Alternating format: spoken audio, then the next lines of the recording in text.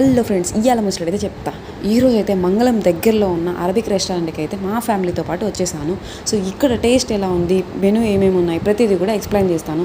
లోపలికి వెళ్ళి చూసిన తర్వాత ఈ మెనూలో అయితే బీబీక్యూ మండి, ఫ్రాన్స్ మండి, ఫిష్ మండి, ఇలా చాలా వెరైటీస్ అయితే ఉన్నాయి. ప్రతిదీ కూడా సింగిల్, హాఫ్, ఫుల్ ప్రతిదీ కూడా ఉన్నాయి. హాఫ్ అయితే 500, ఫుల్ అయితే 850. సో లోపలికి వెళ్ళిన తర్వాత నేనైతే ఆర్డర్ చేసేసాను.